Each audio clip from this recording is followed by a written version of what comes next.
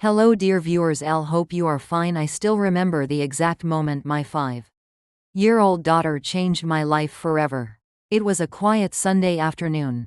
Rain tapped softly against the kitchen windows while I folded laundry at the dining table. My daughter Lily sat on the floor coloring princess dresses with pink crayons, humming to herself like she always did. And then, she looked up at me and whispered something that made my hands freeze. "Mommy, Grandma said we shouldn't tell you where Daddy goes at night." At first, I laughed nervously. Kids say strange things all the time, right? But something about the way Lily said it felt wrong. Her tiny face looked confused, almost guilty, like she knew she had revealed something important. I slowly put the towel down and forced a smile. "What do you mean, sweetheart?" Lily shrugged innocently. "Grandma said it's a secret because you get too emotional." Too emotional. That phrase hit me harder than it should have. Because my mother-in-law, Diane, had used those exact words against me for years. Ever since I married her son Ethan, she treated me like an outsider. Nothing I did was good enough. The way I cooked, the way I dressed, even the way I raised Lily. And Ethan? He always defended her. "She doesn't mean it that way," he'd say. But deep down, I knew Diane never accepted me. Still, I never imagined she would involve my child in secrets. That night, I couldn't sleep. Ethan came home unusually late again. Past midnight. When I asked where he'd been, he kissed my forehead casually and said work had been stressful. But Lily's whisper kept echoing in my head. "Grandma said we shouldn't tell you." The next morning, Diane arrived at our house unannounced like she always did. Perfect makeup, expensive perfume, fake smile. "Oh darling," she said sweetly, "you look exhausted." I forced myself to smile back. "I didn't sleep much." She glanced at Lily quickly. For just a second, I saw panic in her eyes. Tiny, almost invisible, but it was there. That was the moment I realized something was terribly wrong. And for the first time in 7 years, I stopped doubting myself. I started paying attention. I checked Ethan's phone records when he showered. Multiple late-night calls to one unknown number. I watched Diane more carefully whenever she visited. And then, 3 days later, Lily unknowingly exposed another secret. One that shattered my entire marriage. We were baking cookies together when she smiled innocently and said, "Daddy's friend with the red hair is nice. Grandma says she'll be my new mommy soon."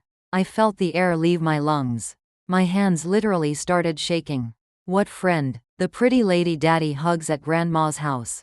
In that moment, my whole world cracked open. But what I didn't know yet was that Diane's lies went far deeper than cheating. Much deeper. And by the time I uncovered the truth, she would lose everything she spent her entire life protecting. Mid-conflict and betrayal, for days, I felt trapped inside my own mind. Part of me wanted to believe Lily misunderstood everything. She was only 5, but another part of me already knew the truth. A woman always knows when something feels broken. I stopped confronting Ethan directly because his answers never changed. Work, stress, you're imagining things. And somehow, he always made me feel guilty for asking. Meanwhile, Diane became strangely nicer to me. Too nice. She started bringing flowers to the house, offering to babysit Lily more often, complimenting my cooking after years of criticism. It felt rehearsed, like she was trying to distract me. One evening, Diane invited Ethan and Lily to dinner at her house. She casually suggested I stay home and rest. That's when I knew. I waited 20 minutes after they left, then drove there myself. I still remember how hard my heart pounded as I stood outside Diane's dining room window. And then I saw them. Ethan, Diane, and a woman with bright red hair sitting beside him. Laughing, comfortable, familiar, like this had been happening for a long time. My stomach twisted painfully, but the worst part wasn't Ethan holding another woman's hand. It was Diane smiling proudly beside them. Like she had helped create this betrayal. I stood there in the cold, staring through the window while my entire marriage collapsed in silence. Then I heard Lily's little voice from inside. "Daddy, when is Clara moving into our house?" The red-haired woman laughed softly. And Diane answered before Ethan could speak. "Very soon, sweetheart." I felt completely destroyed, not just betrayed, erased, as if they had already replaced me in their perfect future. I drove home shaking so hard I could barely hold the steering wheel. That night, Ethan returned after midnight and acted normal. Normal, while I sat across from him knowing everything. I wanted to scream, cry, break something, but instead, I became quiet, and that scared him more. Over the next few weeks, I secretly prepared for the truth I never wanted to face. I gathered screenshots, phone records, bank statements, and then I discovered something even worse. Ethan had been transferring money from our joint savings account for almost a year. Thousands of dollars. Money meant for Lily's future. Money Diane convinced him to hide before filing for divorce. That's when the pain inside me changed.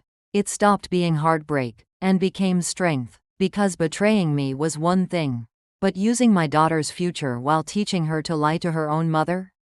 I couldn't forgive that. Then fate handed me the final piece of the puzzle. One afternoon, Lily came home carrying an envelope she found at Grandma's house. "Grandma got mad when I touched this," she said innocently. Inside was a property document. A luxury apartment, registered under Ethan's name. And the co-owner? Clara, the woman with the red hair. My knees nearly gave out. They weren't planning an affair. They were planning an entire new life. Without me. But what Diane never realized was that her obsession with controlling everything would become the exact reason her world collapsed publicly, because hidden inside that same envelope was proof of financial fraud tied directly to her business. And once I understood what I was looking at, everything changed. Ending, revenge, climax and moral. For the first time in months, I stopped crying. I started planning. Quietly, carefully. Diane spent years underestimating me. She thought I was weak because I stayed polite, emotional because I stayed kind.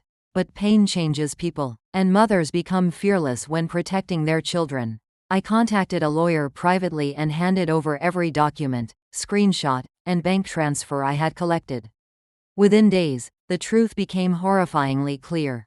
Diane had been hiding money through fake business accounts for years. Ethan helped her move funds secretly using our shared finances. If the investigation became public, their perfect image would collapse. And honestly, that's exactly what happened. 2 weeks later, Diane hosted one of her famous charity events. Wealthy guests, cameras, expensive dresses, fake smiles everywhere. The same world she spent years using to humiliate me. But this time, I walked in prepared. I'll never forget the look on her face when she saw me enter. Surprised, nervous, afraid. The investigators arrived 20 minutes later, right in the middle of her speech. At first, nobody understood what was happening. Then questions started. People whispered, phones came out, and suddenly Diane's perfect mask cracked in front of everyone. She looked at me with pure shock, as if she couldn't believe I was capable of fighting back. Ethan tried calling me over and over that night. I ignored every call. For once, they could sit alone with the consequences they created. The investigation destroyed Diane's reputation completely. Her business partners disappeared almost overnight. And Clara? The moment things became public, she vanished from Ethan's life too. Turns out she only loved the lifestyle, not the man behind it. A month later, Ethan sat across from me in court looking exhausted and broken. "I made mistakes," he whispered. Mistakes. Such a small word for destroying a family. But strangely, I didn't hate him anymore. Because by then, I had already survived the worst part. The betrayal. And surviving betrayal changes you forever. I received full custody of Lily, the house, and enough financial protection to rebuild our lives peacefully. But the real victory wasn't revenge. It was freedom. Freedom from constantly questioning my worth. Freedom from shrinking myself to fit into someone else's cruel world. One night, months later, Lily curled beside me on the couch and asked softly, "Mommy, are you sad anymore?" I looked at her beautiful little face and smiled honestly for the first time in years. "No, baby," I whispered. "Not anymore. Because sometimes the people who try hardest to destroy you accidentally reveal your strength instead. And sometimes, the smallest voice in the room tells the biggest truth of all."